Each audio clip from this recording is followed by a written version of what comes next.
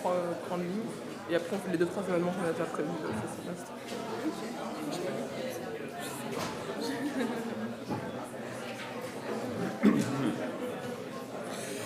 Voilà, il est 15, je vous annonce. Oui, volontiers.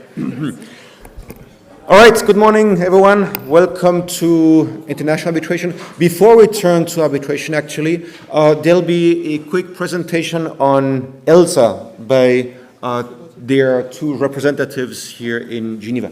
You have the floor. Thank you so much. En français ou en anglais, comme vous voulez. On peut faire we can do both. Ok, bon, je vais commencer en français. Je me présente, je suis la présidente de ELSA Genève. On est une association étudiante pour les étudiants en droit. On fait principalement des visites d'études. Visites d'études, on va assister à des audiences. On invite aussi des avocats, des gens du métier à discuter de certains sujets.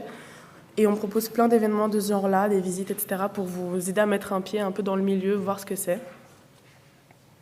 All right, I'll switch in English so that everyone is aware because I'm going to be speaking about the next events. First, this weekend, I'm Cara, I'm the treasurer of ELSA. This Friday we have a party, welcome back to uni. First it starts with a bar night where we will offer you a shot if you're just, for you showing up, that's all you need to do for that. But after the bar we are going to the bar. And after the bar we're going to a club here in Geneva named the Petit Palace, very close by. And we have reduced prices for you guys. So if you just go through our Instagram, there's a link. And if you register there, you have like, your ticket is 18 instead of 25, and you'll have a free drink with that ticket. So that's pretty nice. As mentioned, we do a lot of visits, and we already have one planned for the 8th of October at the Geneva Parliament. And we are still looking for members to join ELSA, especially active members. So if you are interested in that, we have a GA on the 30th of October, so I think that's September. I think that's next Tuesday. All of the information are also on Instagram, but here's that. We are currently looking for a head of academic activities, which even though it sounds academic, it's parties and social activities more. And also just members of that team. We're also looking for a head of marketing, so anyone like interested in Instagram and goodies and all of that. We're looking for a head of professional development, so they're taking up the traineeships and other things. And we are looking for people for the team of seminar and conferences, and those are the one organizing the visits and academic activities. Finally, if you want to join ELSA as a passive member, because most of our events except the party this Friday are members only, you can join. We have a start of the year discounts. It's 10 for the semester instead of 15, and it's 20 for the semester instead of 30. So I'm going to give you a few seconds to scan the QR code. Okay. Well, that's it. I hope you all join us and have a nice class.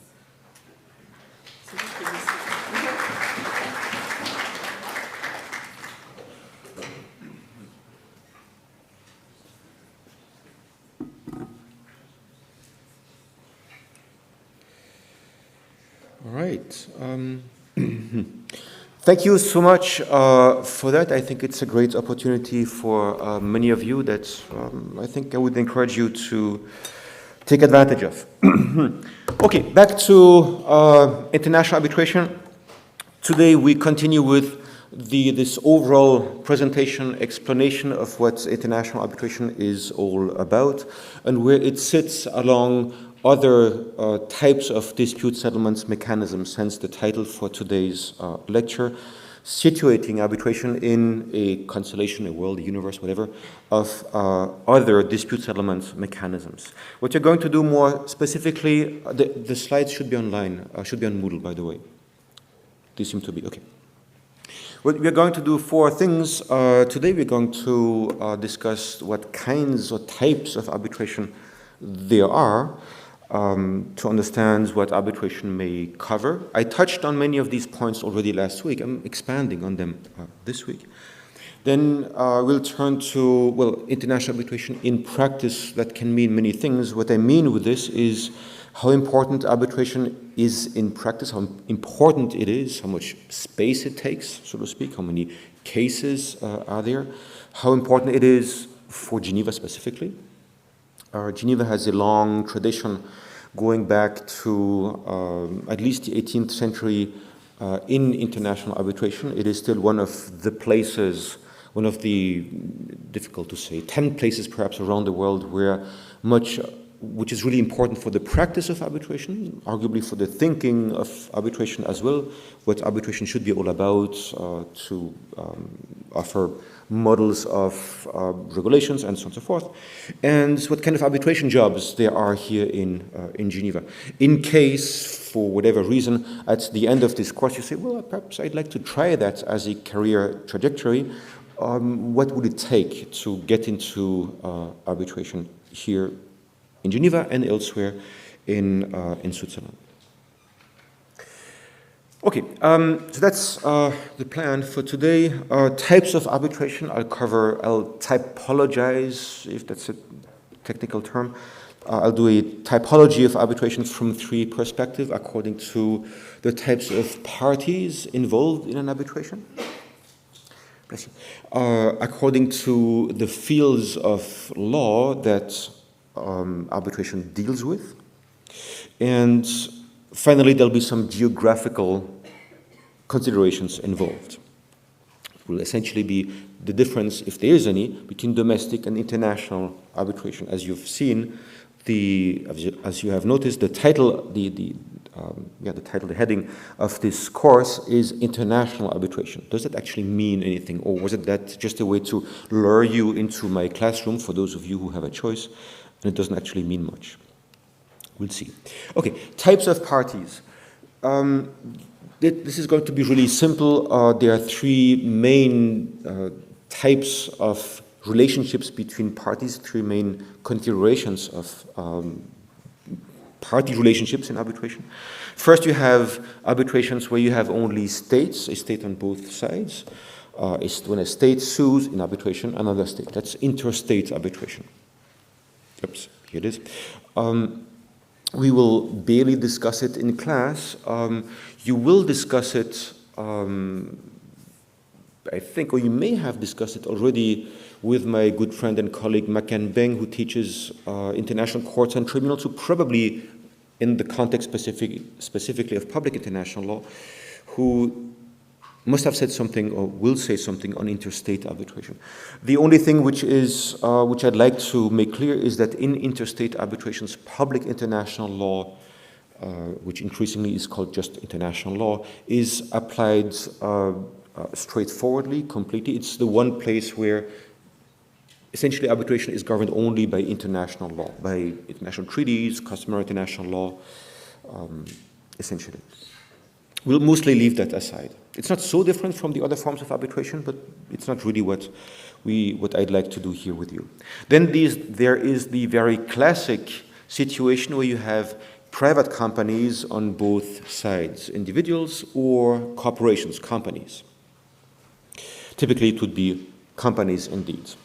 This is really the archetype of arbitration. The vast majority of arbitrations are of this type, private arbitrations. In these cases, public international law doesn't really apply, or at least it doesn't apply directly. As we'll see that there are some, in particular one, international treaty, therefore public international law, that is relevant for such arbitrations at the enforcement stage only. I'll clarify that later today, actually. To be just a bit more precise on the role of international law, of public international law in arbitration.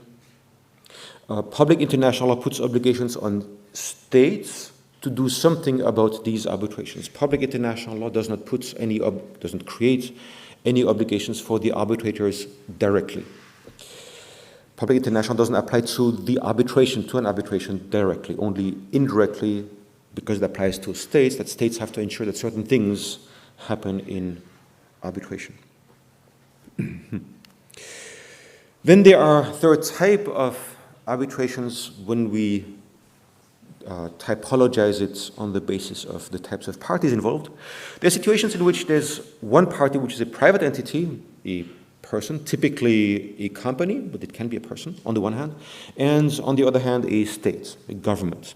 These are technically called mixed arbitrations, mixed private-public. The majority of such mixed arbitrations today are investment arbitrations.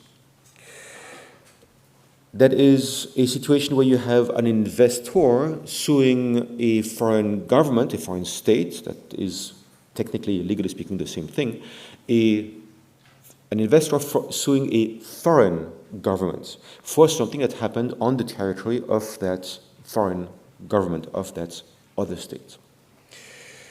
Public international applies here too because a state is involved, and public international creates obligations and rights for states, and if a state is involved in an arbitration, then public international laws apply. Yes, please. There's a question. Would we consider if the other party is a contract that is owned by the state, is that we still considered a relationship between a private party and the state? Yeah. So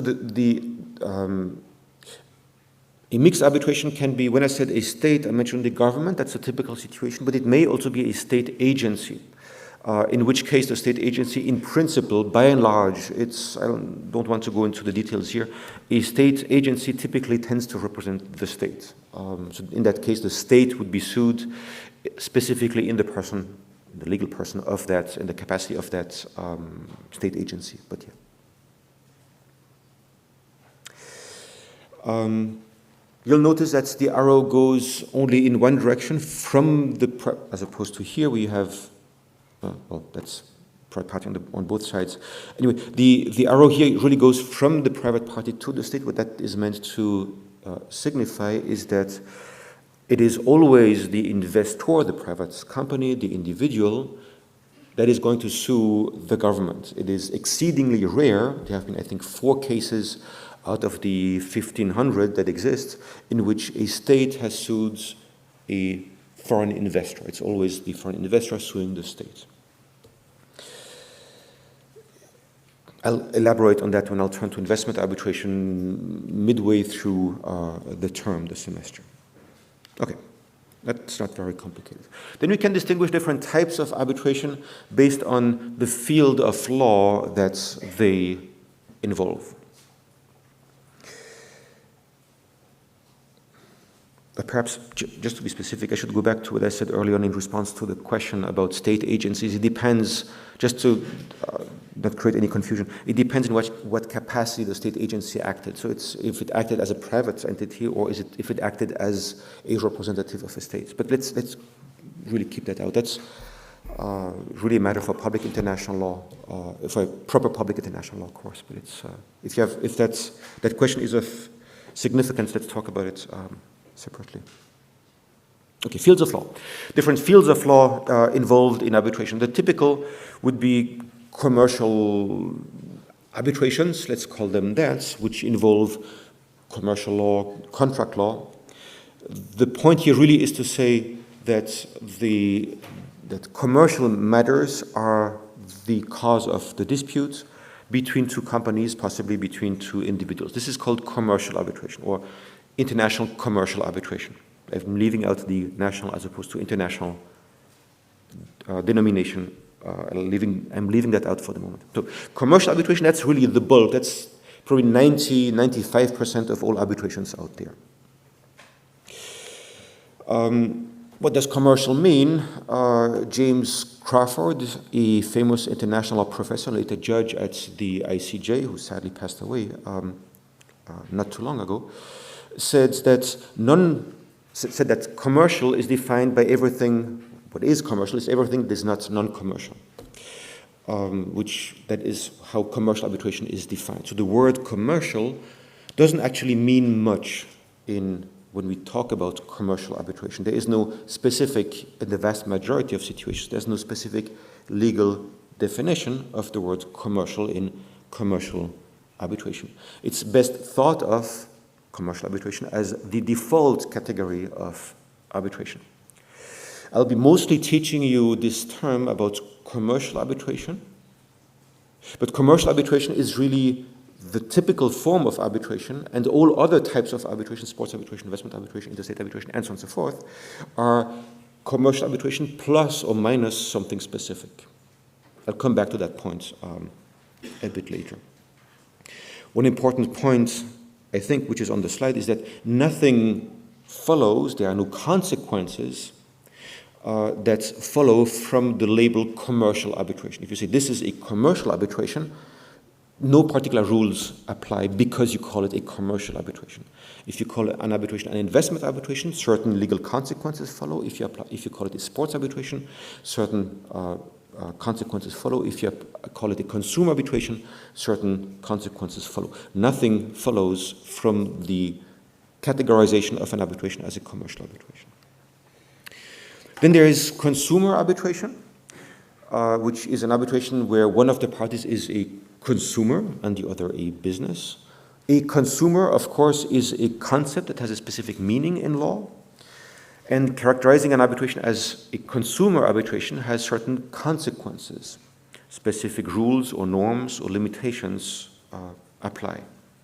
In 2 words, and very roughly simplified, consumer arbitration cannot be imposed on a consumer throughout most of Europe, throughout the EU essentially.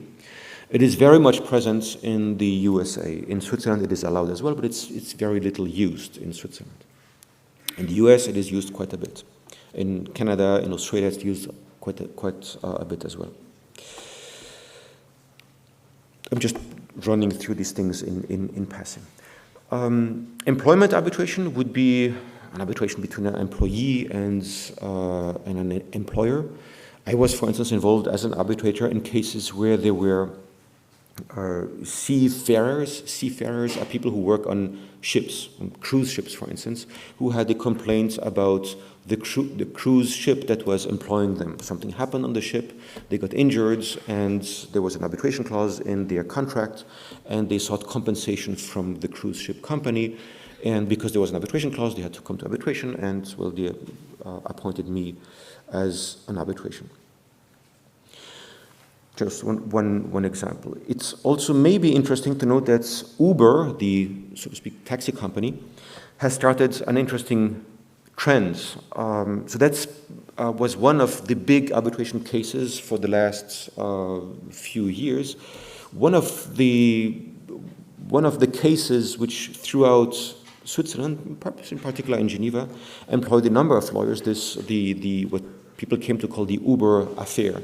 Many arbitrations, litigations between Uber drivers and the company Uber. So Uber started interesting trends. There were arbitration clauses between the drivers and Uber for their own remuneration. And the arbitration clauses there, in the contract between the Uber drivers and Uber itself, said, you cannot have a lawyer, you cannot bring a lawyer to any proceedings, you, the Uber driver. Uber cannot either, but Uber doesn't probably need it. And the arbitrations have to take place in Sweden. So if any of you happens to be an Uber driver to finance, to fund your studies, then unless it has changed recently, then you have signed an arbitration clause. And if you have a dispute with Uber, you cannot go to the courts in Geneva. Some people have tried, and perhaps case law may be about to change. In principle, you cannot go to the courts in Geneva. You have to go to arbitration in Sweden, and you cannot bring a lawyer. If that sounds, I hope it sounds unfair to you. It is profoundly unfair. If you are a driver, the only way to get compensated, and typically if you're an Uber driver, you're not terribly well paid, the only way to get compensated is to go to arbitration, which is going to be relatively expensive. You're not going to get any legal aid from any state, and you have to go all the way to Sweden, and you won't get legal aid to assist you when you're here, and you can't even bring a lawyer to the hearing. Sounds pretty bad. The idea, by the way, that you don't have a right to bring your lawyer to a hearing is a breach of the European Convention on Human Rights. So Uber started what came to be known in many courts as an anti-arbitration wave. Judges in Switzerland, perhaps in particular in Geneva, have started to dislike arbitration quite a bit more than they did, say, 10 years ago, because of Uber's practice in inserting these arbitration clauses. Okay. Then there is investment arbitration. Here the underlying transactions or business venture leading to the dispute has to qualify as an investment. That's a specific legal concept, an investment. I will go into that much later in the course. And there are some specific rules that apply to investment arbitration, specifically to investment arbitration, but law applicable to the merits and the sort of rules that govern the proceedings and so on and so forth. I won't go into the details just now. Then one more category, sports arbitration. I've mentioned it last week. These would be arbitrations between an athlete and a sports federation, typically, but only when an athlete is sanctioned for doping. And the athlete then challenges that decision in the arbitration. If some of you are, may well be the case, seriously into sports and you are facing doping controls and you are found to have been doped and you think this was a wrong decision, because if you're caught for having been doped, you're excluded first for 2 years and then something worse happens. If you want to challenge that decision, you cannot go to court, you have to go to arbitration. Thankfully, we're here in Switzerland. For us, it's easy. It takes place at the Court of Arbitration for Sport in Lausanne, which is the Court of Arbitration for Sport is a creation of the IOC, the International Olympic Committee. But imagine you are an Australian athlete in Australia, and you have a dispute with your sports federation in Australia. You want to challenge that decision, most likely you will have to go all the way to Lausanne for a hearing. I don't think that's great if you're an athlete. If you are Roger Federer, you don't care about the cost, but if you are a ping pong player or a chess player, let's keep chess out. I'm not sure chess players have arbitration clauses. If you're a swimmer and you have to go all the way to Lausanne, it may well largely exceed the costs. The cost of that may largely exceed all the economic gains you have made throughout your entire career as an athlete. Okay, what I tried to say early on when I said that commercial arbitration is the default category, I tried to represent with this chart here. The rules that apply to and in commercial arbitration should be considered to be the default category. That's the normal form of arbitration, so to speak. And the three other kinds of arbitration you have here, I could have added employment arbitration as well. In these cases, specific rules, additional rules apply, which sometimes opt out of the rules that would apply in commercial arbitration, sometimes just apply in addition to it.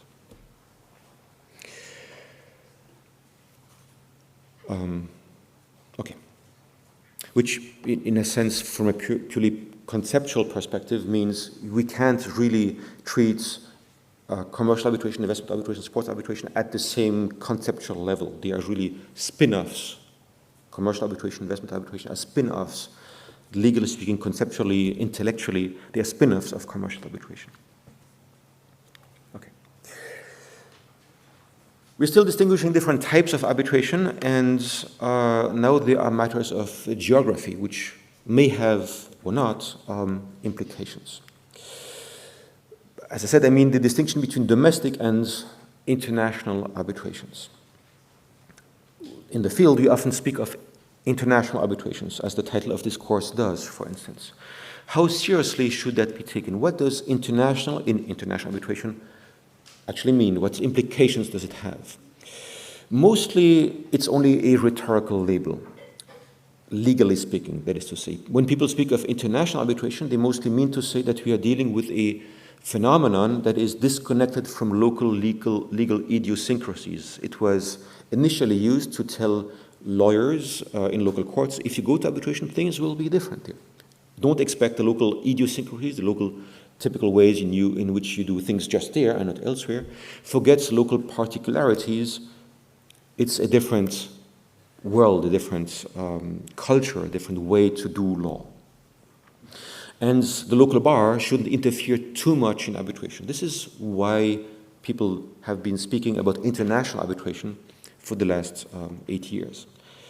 So for the bulk of cases, for the vast majority of cases, the word international in international arbitration has no legal consequence whatsoever, except in the minority of countries, which happens to include Switzerland.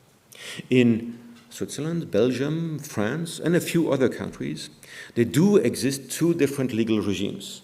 This is a very small minority of countries around the world. In the vast majority of countries around the world, the regime, the rules governing arbitration are the same for domestic and for international arbitration, which is why it doesn't have any implication to say we are in an international arbitration as opposed to a domestic arbitration.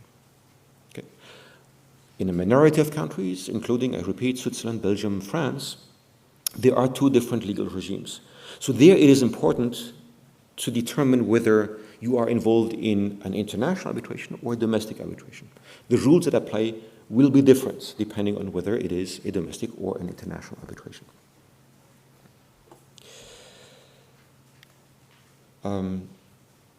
That's a reference to that. So Switzerland has adopted a dualist system with these two regimes, one for domestic arbitrations, one for international arbitrations. Chapter 12 of the Swiss Private International Law Act, the Swiss PILA, governs international arbitration, Articles 176 to 194, and the Swiss PILA, and the Swiss Private International Law Act, and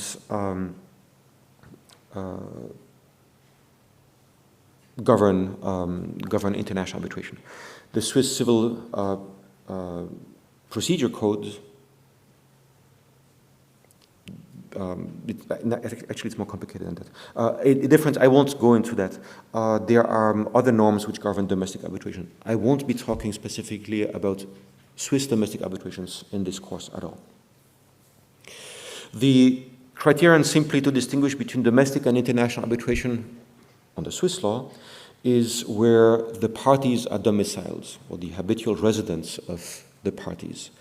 If one of them or both of the parties have the domicile or habitual residence outside of Switzerland, it is an international arbitration. If both of them have the domicile or habitual residence in Switzerland, it is a domestic arbitration. As far as I'm concerned, I will sometimes say international arbitration, sometimes I will, just out of habit, sometimes I will be saying arbitration. I mean the same thing. Okay. Because the course is not focused on arbitrations on the Swiss law. One thing perhaps which is important in the word international arbitration is when it comes to investment arbitrations. Investment arbitrations, those we are going to discuss in this course at least, are only for international cases, for an investor suing a foreign government. A French investor could sue, if the legal conditions are fulfilled, a French investor could sue the Swiss government. A French investor could not sue the French government. Right? A Chinese investor can sue Switzerland, a Chinese investor cannot sue the Chinese government in an investment arbitration. I'll elaborate on this when we come to investment arbitration specifically. Yes, please.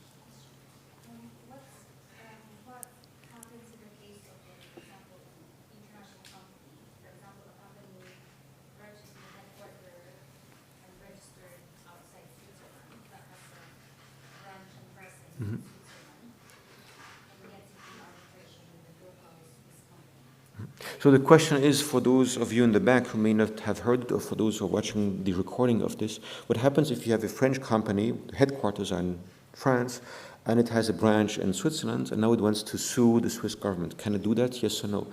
That is the question of how we give a corporation its nationality. Typically, that would be defined in the treaty between the bilateral investment treaty, the treaty protecting foreign investors, the treaty between Switzerland and France. And the typical way to define the nationality of a corporation is its place of incorporation.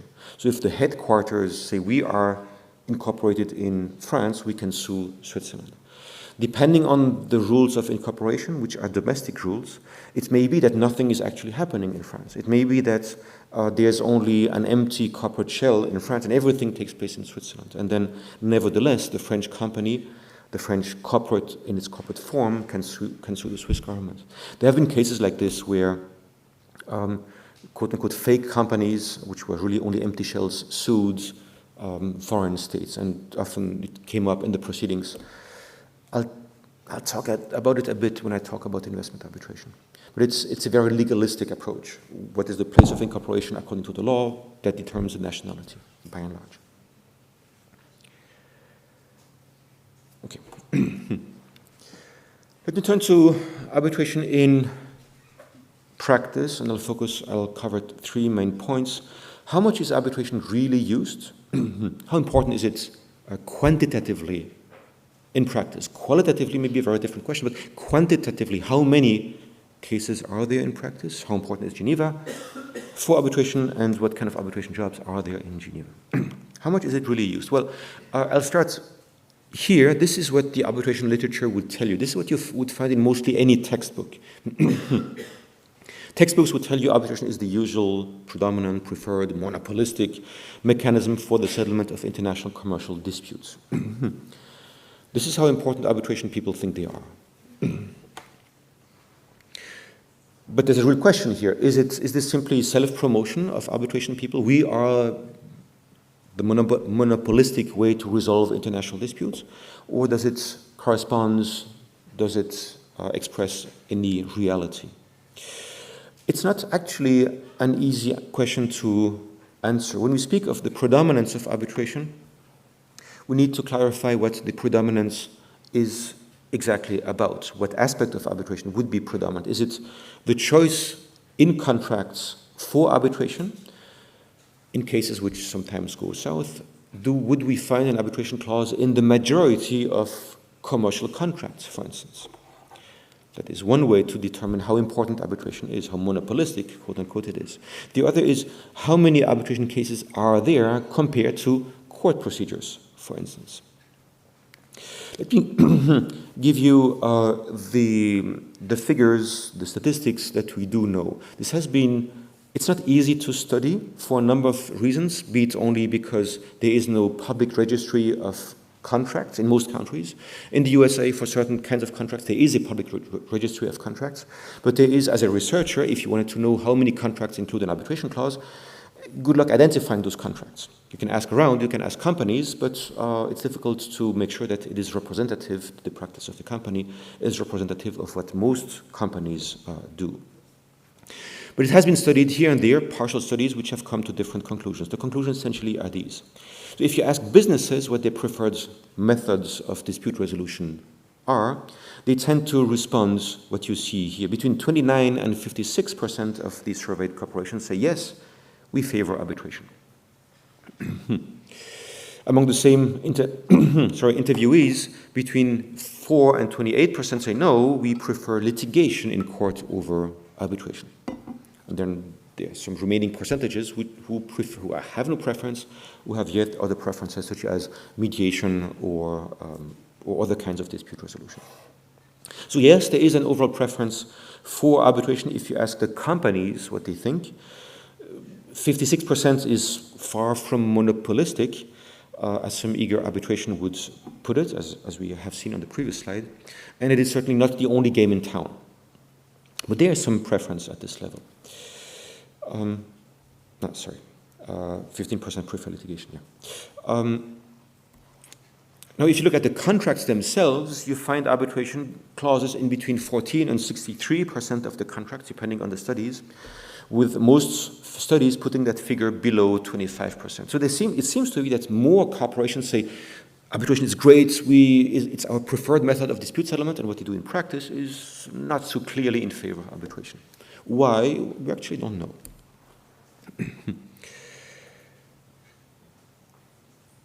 Okay. So arbitration is not, if you look at the contracts, not exactly monopolistic, not that important, not as important as arbitration people tend to try to convince you that they are. The number of arbitration proceedings, let's compare them between, let's focus on commercial proceedings, not on civil law matters, not on divorces and so on and so forth. If you look at commercial matters, if you compare arbitration proceedings and court proceedings, what do the figures tell us? Different Studies have found different things. Here is one study counted the number of new arbitrations filed during a given year, and it was filed throughout the world at the ICC, the International Chamber of Commerce in Paris, the London Court of International Arbitration, the Singapore International Arbitration Center, and so on and so forth. 12 of the 12 major international arbitration institutions around the world collectively in 1 year registered 5,600 new cases. Not bad. Not bad if you think that for each case you would on average probably need 4 lawyers employed full-time, at least 2 on each side. That's 20,000 lawyers being employed in arbitration around the world. Not bad. It keeps increasing. Arbitration increases by roughly 10% each year, which means every 7 years it doubles. The number of arbitrations around the world doubles. It's typically, arbitration is one of the booming industries. The 10% rise is a booming industry. The percentage of you who are going to work in arbitration, statistically, is going over the years to steadily, progressively increase. So people who did that study, 5,600 new cases in a year, so this were stellar numbers, record-breaking statistics. This was fantastic. Okay, let's compare that to court proceedings. So one study counted the number of cases filed in court in a given year. It was 2006, so it's a bit old, 20 years old almost, in a number of countries. Then tried to extrapolate that number. What I'm trying to say here is there are no good studies which tell you how many commercial court cases are being filed in the entire world in any year. So it's an extrapolation. We take different bits of statistics, put them together, and try to figure out. So remember, 5,600 arbitration cases compared to 276 million civil cases filed every year around the world. And still people say arbitration is monopolistic. It's the predominant way to resolve a dispute, when there are almost 50,000 times more court cases than arbitration cases. So yes, arbitration is important. It keeps getting more important. To say that it is the monopolistic way to resolve disputes is just a way to tell you how arbitration feel about themselves. They think they're very, very special people, very special lawyers, and they are above everyone else. When in reality, other statistics came to the same conclusion. There was a UK-specific study which found that 0.28% of new cases filed in, broadly speaking, commercial matters, 0.28 went to arbitration, and the 98.62% remaining percent have gone to 72%. Sorry, 99.72% have gone to courts. That being said, that's the quantity, or the quantitative impact of arbitration. The qualitative impact of these cases is a completely different matter. If you look at the WTO, and in particular the appellate body, which, as you probably know, is now essentially dead, the WTO in the span of 25, let's put it simply, in the span of 30 years, has resolved 614 disputes. A very small number of cases, but it changed the world. It changed international trade. It changed what countries can do in respect of tariffs and so on and so forth. Hasn't stopped Trump, I know, but the WTO, at least when it worked, had a massive impact on the world. A small number of cases may have a massive impact on the world. So it's not because there are few cases in arbitration that arbitration does not have a massive impact on the world, on commercial matters and on investment matters, perhaps even more. The conclusion, if you want to remember just one thing, the number of arbitration cases out there is not that big, but it is probably quite impactful. The impact is difficult to measure. Okay. And how about Geneva in all of this? How important is Geneva for arbitration? Clearly, it is still one of the 6, or depending on how you count, 10 most important places for arbitration in the world, along with New York, Paris, London, Singapore, Hong Kong. Increasingly in China, Shenzhen, Beijing, Milan is quite important as well. But Geneva definitely sits among the important arbitration cities around the world. Geneva has had a long tradition going all the way back to something called the Alabama Claims, which was decided in the Old Town here in Geneva, which was a major arbitration between the UK and the USA, in which the UK was ordered to pay the equivalent of 15% of their annual budget in reparations for to pay 15% of the annual budget to the equivalent today of $20 billion to the USA for something that the UK did during the American Civil War. That took place in Geneva. It was a massively important arbitration, financially, but also for the culture and thinking about arbitration. So Geneva is an old and important place intellectually, culturally for arbitration, definitely. So if you think that's interesting, I'd like to work in arbitration. I'd like to work in arbitration in Geneva. Well, can you? What kind of jobs are there in Geneva? The short answer is it's not easy, but let me unpack this a little bit.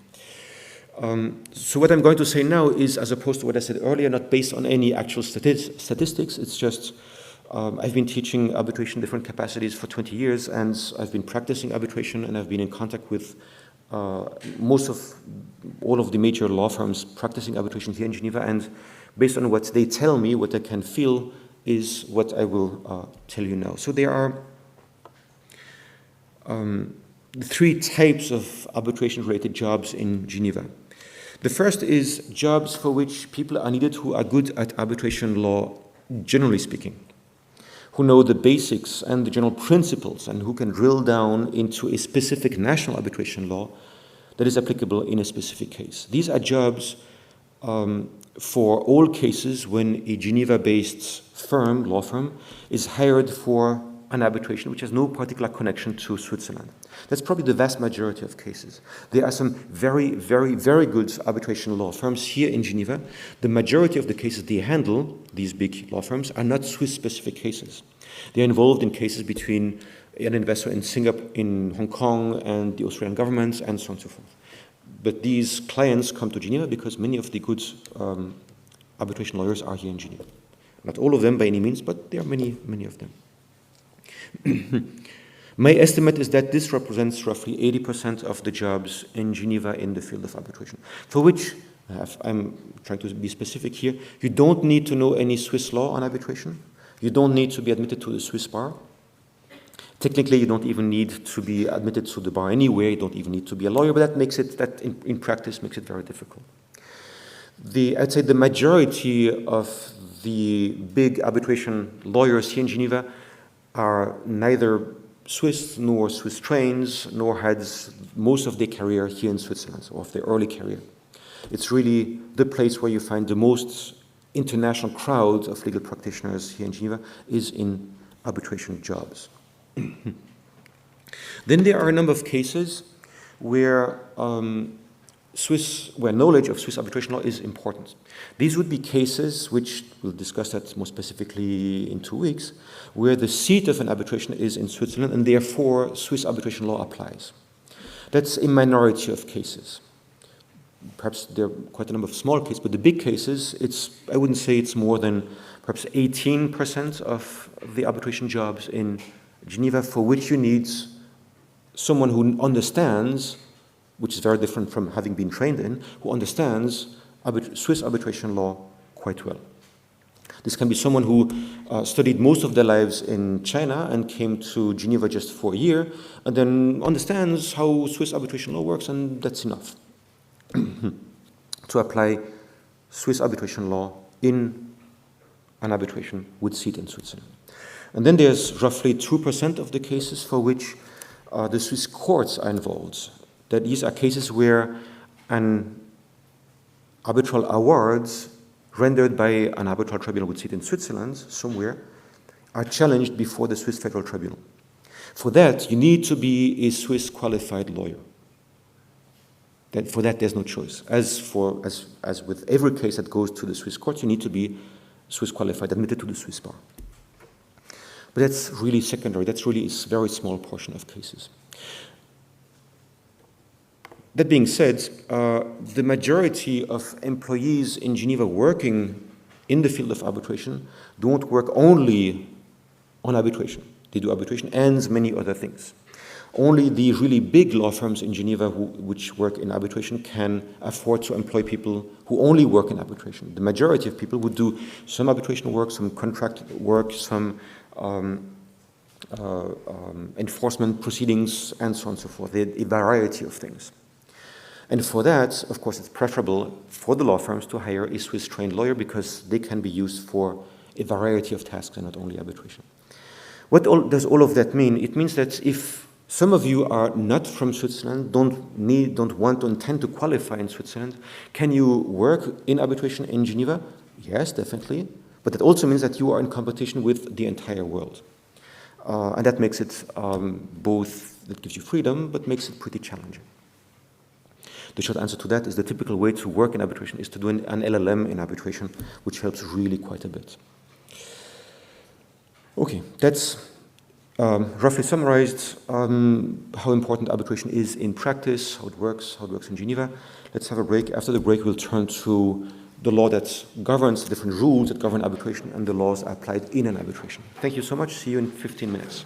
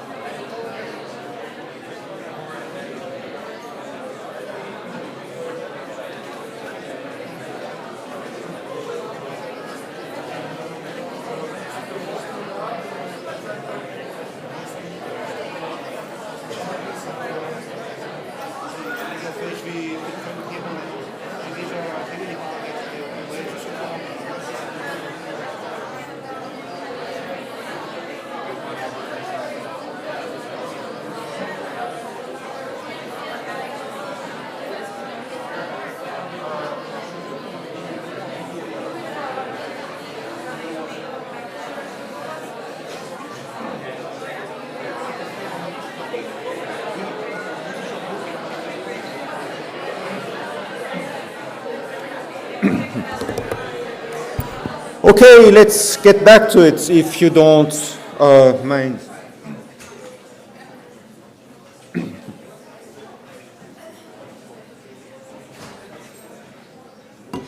Thank you so much. A technical point, the recording of last week's class was cut short for some weird technical reason. The last 5 or 15 minutes, I'm not sure, were left out of the recording. This was a technical glitch. It was supposed to record until 12 noon. What I did is I played with the settings so that today it will be recorded until 12:15. So it should, even if it cuts a bit short, it should cover the entire course. I hope this gets fixed. I'm not sure it's something that we can, at the level of the law faculty, control. I'll do my best to record it. I am aware that there was a problem last week. The only way to catch up on what was missed out is please do ask classmates about their notes for the last 5 or 15 minutes. We haven't covered that much. I hope that works for you. Okay. Let's turn to what regulates arbitration. These are all the laws, rules, regulations which apply to an arbitration, as opposed to the rules that apply in an arbitration. These are, to put it differently, the rules that the arbitration participants, the arbitrators, the parties, the experts, the counsel, and so on and so forth, have to respect. This does not determine the outcome of the case. These are the rules of procedure, if you will, which I'm going to cover now. There are 3 types of norms that regulate arbitration: national arbitration laws, international treaties, and private regulations. This is, my point will not be an exhaustive treatment, just an overview to understand what sort of creature arbitration is, to situate arbitration again in this world of international dispute settlement mechanisms. First, national arbitration laws, the most important, arguably, normative source, the most important type of regulation that governs, that applies to all arbitrations. What I'll do here is I'll give you a few examples of such laws, mostly 2 actually. Then I'll briefly say what the contents of national arbitration laws are. I'll actually walk you through the main provisions of the Swiss arbitration law, just to give you, it's short enough for us to walk through it in about 10 minutes. It's just for you to get a sense of what a national arbitration law typically covers. Then I'll tell you which national arbitration law applies. All right, so examples. Here's an example. I've shown it to you already a bit early on, the Swiss arbitration law, which is not a separate law, not a separate statute. It's a range of provisions. It's a chapter in the Swiss Private International Law Act, Chapter 12. In France, there are different bits and pieces which constitute the arbitration law. It's, to some extent, the Code of Civil Procedure in France, to some extent, the Civil Code, and to some extent, a decree of 2011 that reformed the French Code of Civil Procedure. In France, as in Switzerland, there's a law for this. There are provisions for domestic arbitrations and provisions for international arbitration. So for international arbitrations, it would be Book 4 of the Code of Civil Procedures, more specifically Title 2 for international arbitrations. Okay. In England, for instance, in England and Wales, to be specific, there is a dedicated arbitration statute law which governs only arbitration, which would be the case in most countries where you have a separate specific law which is not part of other statutes, other laws. If you're interested, if you come from other countries than, well, Switzerland and France, and you'd like to find the national arbitration law of your country or of any country of your choice, the best way to find them is to go to this website, newyorkconvention.org/countries, and then you'll find a series of national arbitration laws, links to national arbitration laws, which would take you to the relevant provisions. It's a website that was set up by a very famous arbitrator, and it's more or less always up to date. Even if you practice arbitration, if you have your first case and you realize that the arbitration law of Kazakhstan applies to your arbitration. The best way to find that law is probably through this website here. I should mention something called the UNCITRAL Model Law on International Commercial Arbitration. First, UNCITRAL is the United Nations Commission on International Trade Law. It's a UN United Nations organ. UNCITRAL drafted this model law, which, as the name suggests, is a model law, a template for states to find inspiration in if they want to enact a good national arbitration law. Many countries have followed that model, more precisely 80 plus. States around the world have so-called UNCITRAL model law arbitration legislations. For instance, in Australia, in Austria, in Denmark, in Germany, in Ireland, in Russia, the national arbitration law is a copy, quote unquote, of the UNCITRAL model law on international commercial arbitration.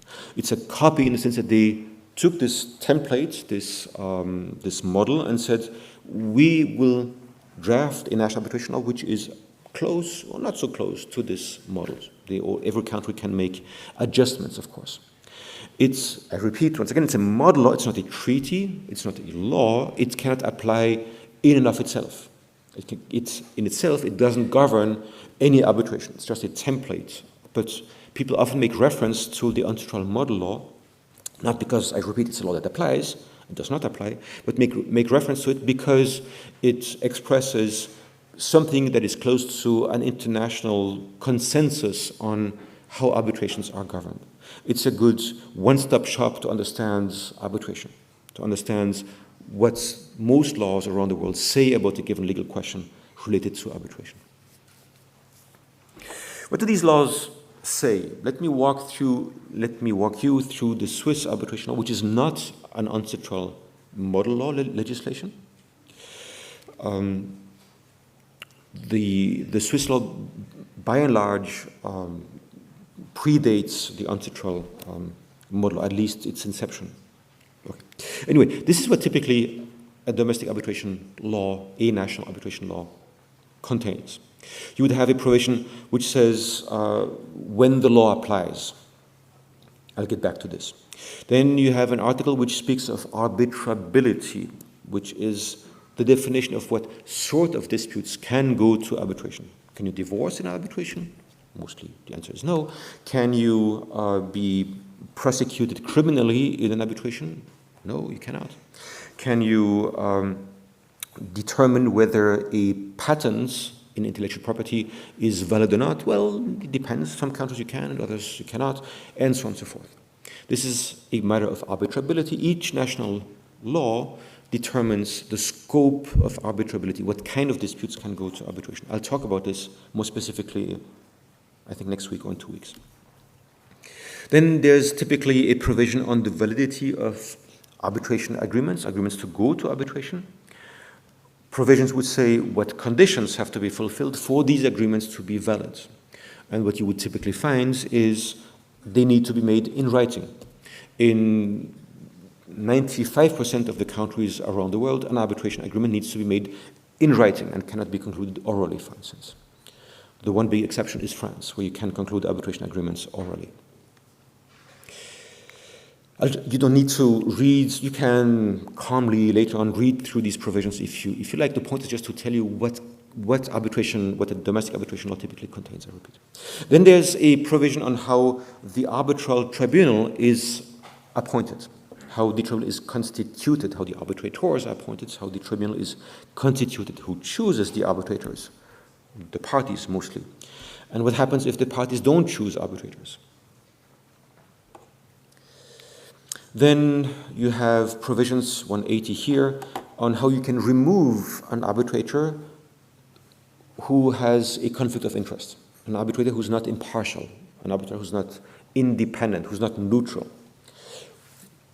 or an arbitrator who's corrupt. What do you do with that? What's the procedure to remove such an arbitrator? Then in this particular case, you have Article 180A, which defines the process of the challenge, how exactly it can be done, not the conditions on which it can be done, but how specifically it can be done. Then 180, another article on the removal of members of the arbitral tribunal. That's these three provisions go together. Then Article 181 refers to lis pendens, or litis pendens, or litis pendens in French. The idea that if an arbitration has been initiated, no other tribunal or court can, in principle, have jurisdiction.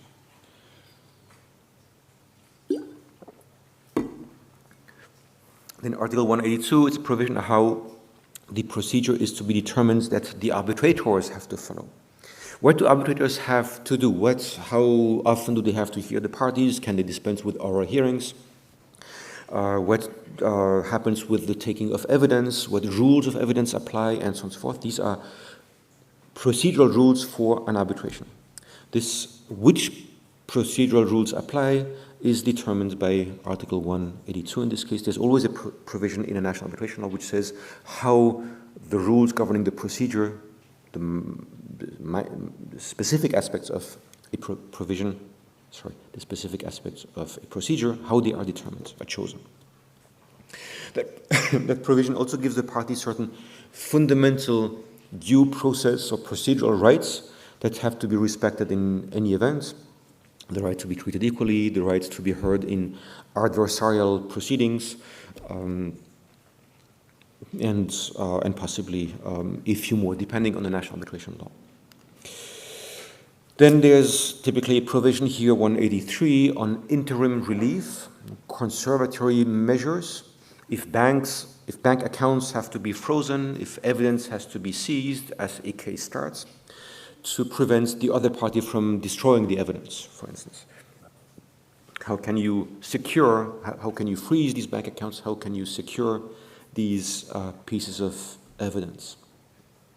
Who can you ask to do what? Can you ask the arbitral tribunal? Do you have to ask courts? How do you go about that? If you ask courts and the arbitral tribunal at the same time, who has priority? How do these things go together? Are foreign measures on interim relief, requests for interim relief to be recognized in Switzerland, and so on. Article 184, it's a provision dealing with the sort of evidence that can be used in arbitration. In 2 words, it's much more relaxed, much more lax than it is in civil procedure. You can use more or less any kind of evidence that the arbitrators find appropriate in an arbitration. I'm simplifying a bit here, but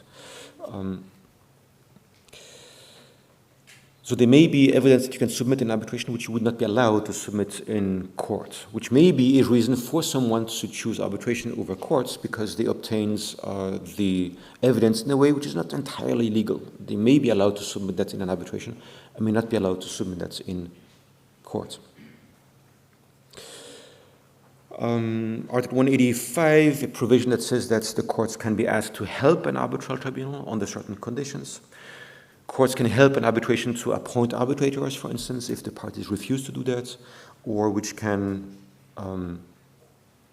remove, again, arbitrators, or who can set the seat of an arbitration somewhere. There are all manners, different ways in which a court can help an arbitration unfold. Article 185A, again, more on provisional measures. 186 is a provision regarding the tribunal's jurisdiction. Jurisdiction as in the tribunal has the legal power, the capacity, the competence to decide a case. When it does not have, who decides whether the tribunal has jurisdiction to decide a case? The answer here is it decides itself. An arbitral tribunal has the power to say, I have jurisdiction to deal with this matter, or to say, I don't. You don't have to ask a court to confirm that you can go to arbitration, that an arbitral tribunal has jurisdiction, has the power to make a decision. Article 186 also discusses when objections to jurisdictions have to be filed, if you think that a tribunal should not have jurisdiction, even though it asserted jurisdiction over a matter. We are soon done. 187 is a provision on what law the arbitrators shall apply to the merits of the case. What law they will apply to determine who is right and who is wrong, whether the contract was breached, whether the patent was valid, whether the license in an IP case was breached, and so on and so forth. It's the law that applies to the merits as opposed to the law that applies to the procedure. That's a fundamental distinction in arbitration, which comes up, I think, in every exam, and every year people get it wrong. If there's one fundamental distinction to have in mind, it is that between procedure and the merits. The law, the rules that apply to the procedure, what arbitrators can do, when and how, what the parties can do, when and how, where, when do they have to file objections, and the law that is applied to decide the dispute, to decide the substantive question, the merits question put to the arbitrators. In two words, the law that applies to the merits of a case to decide, again, if the contract was breached and so on and so forth, is chosen by the parties. If the parties don't choose it, the arbitrators will choose it. And perhaps importantly, the arbitrators do not have to follow the rules of conflicts of interest you would find in private international and conflicts of laws. If the parties have not chosen the law that applies to their dispute, and they go to arbitration, the arbitrators do not have to apply the Brussels regulation, the Lugano Convention, and so on and so forth. They can if they want, but they don't need to do that. Okay? They can choose the law that they find has the closest connection to the case in whatever way they want. Article 188, I'll talk about that more later today. Article 188 is a provision that simply says that an arbitral tribunal can decide cases in installments, in different segments, in different, what is technically called partial awards, one after the other. There can be a first decision, a first partial award on the law that applies to the case, another decision which deals with the question whether the tribunal has jurisdiction, then there can be another on liability, then there can be another on quantum. So liability is essentially who lost, who won the case, who is liable for what, and quantum is how much money that implies. And each of these different decisions can or cannot, depending on the national arbitration law, can be challenged in court or not. But that is a real question. In some countries you can challenge each of these decisions, in others you can challenge only the final decision. We'll get to that when we turn to challenges of against arbitral award, challenges of arbitral awards. 189A refers to the correction of minor clerical mistakes and typos, accounting errors, not the correction of the substance itself. And by and large, the idea is that for such small decisions, the arbitral tribunal is reconstituted, is seized again of the matter, and can decide these cases. You don't need to go to court to fix these small details. Article 190 says how you can challenge an arbitral award, how you can appeal it, if you will, though the word appeal is technically wrong here. I'll say why a bit later. In arbitration, we speak of setting aside or annulment of arbitral awards, not of appeals. So that provision here says on which grounds an award can be set aside or annulled. In two words, for very serious violations of fundamental procedural rights. I'll continue my walk through this. Article 190A speaks of the review of the award. Should have said revision, actually, because review, as in judicial review in English, means something quite different. It's fairly poorly translated, actually, but anyway, it's a translation by the Federal Administration, and I think they got many things wrong. But anyway, it's another part of what I said early on. If there are minor problems or if there are new facts that have come to light after the arbitration, the case can be sent back to the arbitration instead of being annulled by a court. 199 specified the courts that can set aside or annul an arbitral award. In Switzerland, it's only the Swiss Federal Tribunal and no other court. So if you get an arbitral award which you don't like, and the arbitration is seated in Switzerland, and you want to challenge it, you can only challenge it before the Swiss Federal Tribunal and before no other court.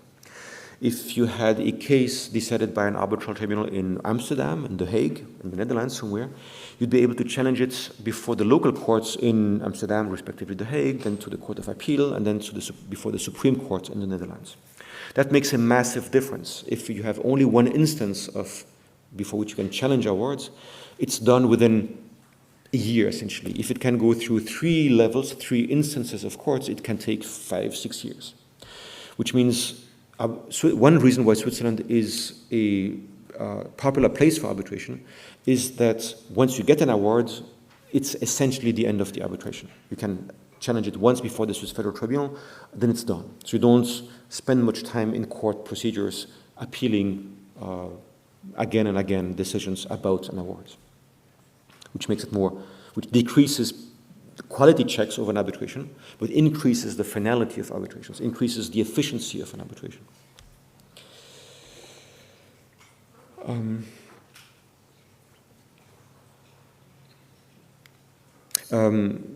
Just one minor thing, my points are to criticize, but you would see under Article 191, the marginal note says appeal, the only appeal authority. Again, the word appeal should not be used in arbitration. It's challenges against an award, set-aside procedures, annulment procedures, but not appeals. Article 92 says that the parties can choose to not have any possibilities to set aside or annul an award. You can choose, there are certain conditions to be fulfilled, but you can go to arbitration, if the arbitration has a seat in Switzerland, and say, we don't want to have any court supervision, any court intervention. As soon as the final award is rendered, that's the end of the arbitration. No appeal, no challenge, no set aside, no annulment, nothing. Which means no quality control by courts whatsoever. The same exists in France, by the way. I have 2 good friends who were involved in such an arbitration the seat was in Paris, but it could have been in Switzerland. The result is the same. They start the arbitration. The arbitrator tells the parties, I would like you to, here now, renounce all annulment possibilities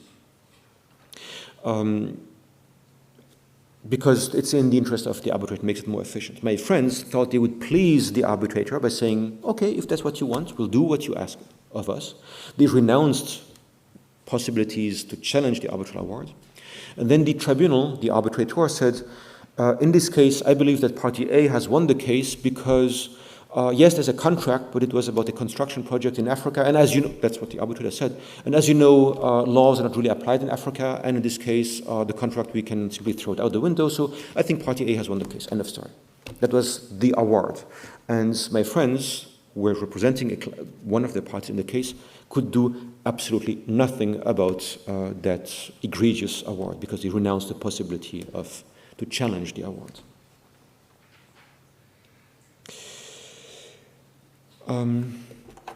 Then Article 193 speaks of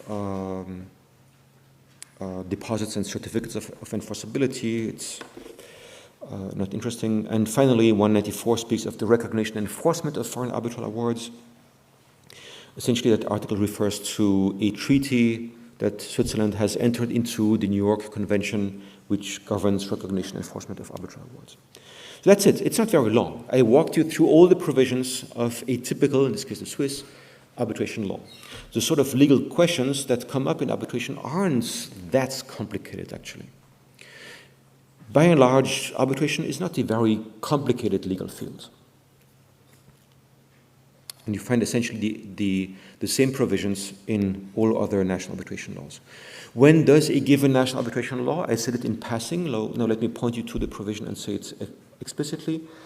All of these provisions I have shown you apply, that is to say Swiss arbitration law applies if the seat of an arbitration is somewhere in Switzerland. The seat of an arbitration, or the seat of an arbitral tribunal, is essentially where it legally takes place. We'll talk about that concept a bit more in detail next week or the week thereafter. The point to remember here is that an arbitration seated in Switzerland is governed by Swiss arbitration law, an arbitration seated in England or Wales is governed by the English Arbitration Act, an arbitration seated somewhere in France by the French arbitration law, and so on and so forth. Okay. These were domestic arbitration laws. Now, international treaties. Remember, just to zoom out, what I'm doing here is to go through all the rules, all the norms that govern and arbitration. We've seen domestic arbitration laws. Let's turn to treaties. There are essentially two. The first is the so-called New York Convention, or New York Convention of 1958, which was negotiated under the aegis of the United Nations in New York and came into force in 1958. It is the most important international legal text in arbitration. It changed the world of arbitration. It made arbitration what it is today. It has been signed by 172 member states. It's a very successful convention. All the member states in blue, and a few more actually, because the number is up to date, but the map is not. Most recently, Malawi, Belize, Iraq, Suriname, Turkmenistan, Timor-Leste entered into the convention, became members of the convention. What does the convention say? It says, member states of the convention, you have to recognize and enforce arbitral awards made abroad unless a limited set of conditions are fulfilled, which I'll turn to in a minute. There's one more thing that the convention says before I turn to these conditions, which I'd like to mention, is that foreign arbitral awards means, in principle, an award made anywhere. I repeat, means in principle an award made anywhere, in any state. But about half of the states of the New York Convention have said, we apply it only to arbitral awards which were made in other member states of the New York Convention.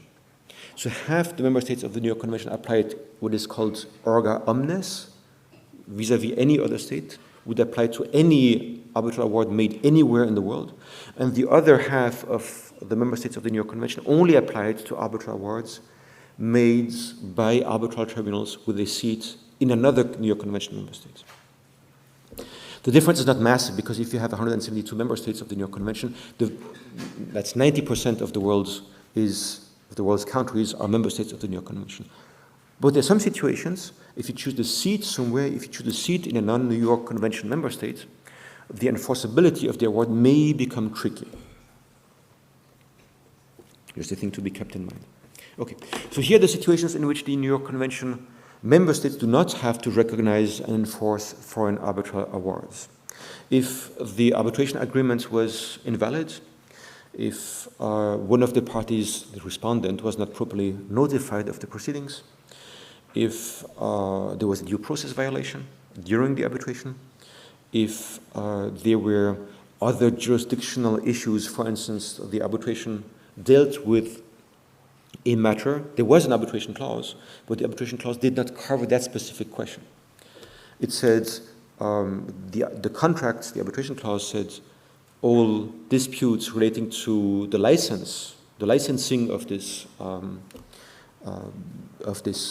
question are to be resolved in arbitration. And then you have a dispute about the validity of the patents, not the license, but the validity of the patents. That is not covered by the arbitration clause. The clause is valid, but it doesn't cover that question. That would be a ground to refuse annulment. If the award has been annulled, if there were challenges, a successful challenge against the arbitral award, if the award was annulled by the court of the seat, and nevertheless the party which lost the annulment case, the party which had an award in its favor, but the award was annulled, tries to have it enforced elsewhere. In principle, it should not be recognized and enforced. There were situations in which, I'm not sure it's still the case, I fear it is still the case, in Saudi Arabia, women are not allowed to be arbitrators. It used to be, at least for a long time. I think it's still the case, sadly. And there were arbitrations which took place with the seat was in Saudi Arabia, and one of the arbitrators was a woman. The party that lost the arbitration, of course, challenged the awards in the Saudi courts, and the Saudi courts, applying Saudi law, annulled the arbitral award. The party that had won the arbitration and that had lost the annulment procedure moved for enforcement in France, going to the French courts and saying the annulment procedure is bollocks, should not be respected. The ground on which the award was annulled is something that you people in France cannot possibly recognize. You cannot possibly recognize the idea that a legal decision is not valid because it was made by a woman. And the French courts have said, Okay, fair enough, you're right. Actually, the award was annulled, so legally it no longer exists. If it has been annulled, it legally no longer exists, and yet we are going to recognize and enforce it. There were other matters in which there was a famous matter where an arbitration took place in Russia. It was then the losing party, the party that lost the arbitration, moved for annulment in Russia, in Moscow. The judge annulled the award, and it was then shown some time later that the judge had been bribed, was corrupt. Again, the party that had won the arbitration but lost the annulment procedure moved for enforcement in France, saying, you people in you courts in France, you cannot possibly not recognize and enforce an award whose lack of legal existence is a corrupt judge. And the French courts have said, fair enough. We're going to recognize an award which, I repeat, legally speaking, no longer exists because it had been annulled in the court of the seat. So the second to last provision here, award annulled, has given rise to some interesting cases. But the point here is countries can refuse to recognize arbitral awards if they have been annulled by the courts of the seat. Finally, public policy. If an award goes against the public policy of the country where you seek enforcement, that is a reason to refuse enforcement. We'll talk about this in a later class. Okay, the other important international convention, treaty for international arbitration, is the so-called ICSID convention. ICSID stands for the International Center for Settlement of Investment Disputes. It's also sometimes called the Washington Convention. It is specifically for ICSID arbitrations, which is a subcategory of investment arbitrations. The ICSID Convention specifies a particular procedure for ICSID arbitrations and has created a specific enforcement regime for ICSID arbitral awards, which by and large says that countries have to recognize ICSID arbitral awards made under the aegis of ICSID as if they were a final decision of one of their own local courts. We'll discuss this in detail in a later class as well. Just remember that this treaty has 153 member states. It's a very successful treaty, and that ICSID's arbitrations represent the majority of investment arbitrations. When we'll talk about investment arbitrations, it is a really important treaty.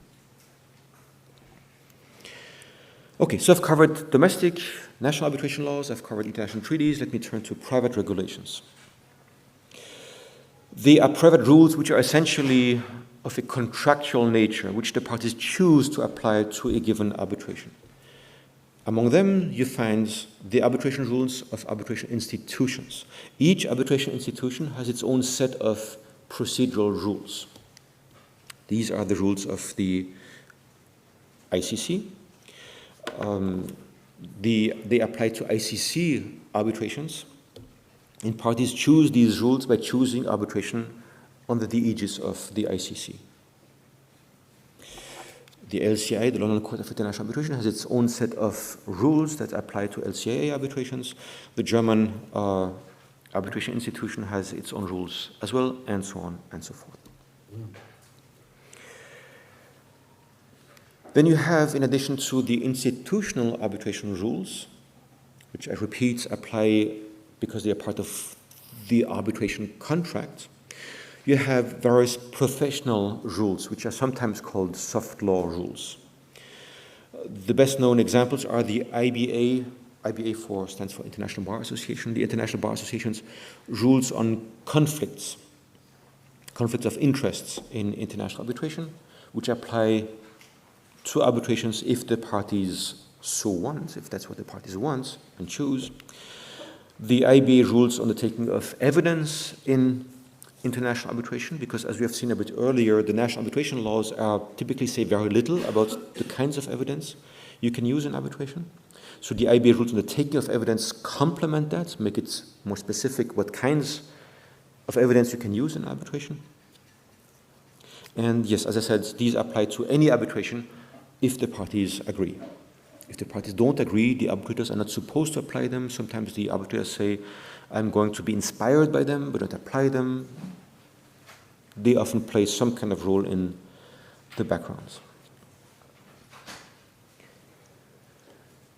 All right, these were the rules that's applied to an arbitration. to all the different actors involved in arbitration, the arbitrators, the experts, the parties, the council, the courts that are involved in arbitration, and so on and so forth. What law do the arbitrators apply to make decisions on the substance of the dispute? That's what we are turning to now. These are the laws that applied in an arbitration to the substantive matter of the dispute, to the merits. This is the law applicable to the merits. Okay. Typically, the law applied by the arbitrators to make a decision on substance is the law chosen by the parties. That is factually, empirically, the most frequent situation, the vastly dominant situation. This could be English law, German law, Swiss law, and so on and so forth. The parties say our contract is governed by, I repeat, English law, German law, Swiss law, whatever. And when arbitrators see such a choice of law clause, in principle, they are going to apply it. You would find, exceptionally, you would find it discussed in textbooks more than in reality, lex mercatoria, the law of the merchants. The lex mercatoria is a set of transnational principles that emerged out of the practice of business actors and out of arbitration decisions. It can be done. The textbooks are correct. The arbitrators can apply a non-national law to the decision. The parties can also allow the arbitrators to decide ex equo ex bono, based on equity, out of their sense of fairness. The parties can allow the arbitrators to decide based on general principles of law. The parties have great freedom in deciding what rules, norms, principles, standards the arbitrators can apply to make a decision. Lex mercatoria is almost never used in practice. Parties like some kind of predictability in arbitration, but it's possible to opt out of any law that governs the merits of an arbitration. Now, if the parties haven't chosen a law, what happens? Well, the arbitrators are going to choose the law that has the closest connection to the dispute. What does that mean? It means whatever the arbitrators make it mean. They don't have to follow any rule that determines what rules they have to apply. If the parties have not chosen it, the parties can apply, by and large, whatever law they want. They do not have to apply private international law texts, standards, conventions. They can apply whatever rule they see fit. And that tends to be the law that has the closest connection. So there typically be pleadings by the parties about what's the law that has the closest connection should be in this particular case. And they can apply more than one law. They can apply different laws, take different parts of different laws to apply that to different parts of a case. In investment arbitration specifically, and only in investment arbitration, public international law applies. That is to say, a bit more specifically, investment treaties. Investment treaties contain standards of protection, which says things like foreign investors ought not to be expropriated, or they ought to be given fair and equitable treatment, or they ought to be not discriminated compared to domestic investors, and so on and so forth. These are standards of treatment which can have been breached by a state. Customary international law applies also as well in investment arbitrations. Customary international law, as you know, is the law that comes out of constant or systematic practice of states with opinion juris, with the belief that this is what they are legally obliged to do. And finally, in investment arbitration still, actually also in sports arbitration, but not in commercial arbitration, arbitral precedents, prior arbitration decisions, are a source of law. Not formally, but in practice.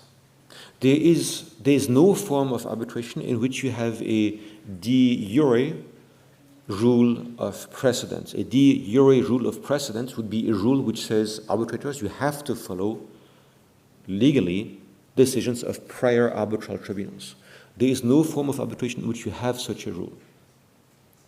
But in some forms of arbitration, you have a de facto rule of precedence, where it is expected of the arbitrators that they will refer to prior arbitral awards.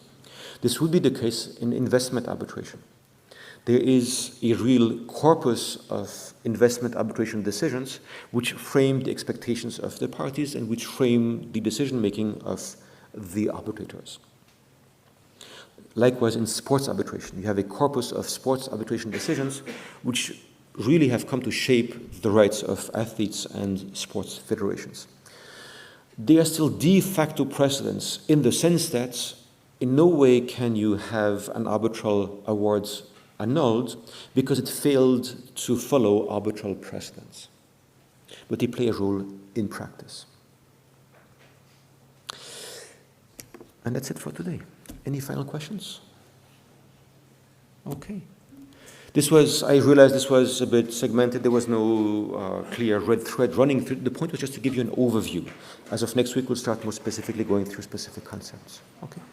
Thank you so much. Have a good week and see you next week. Thank you very much.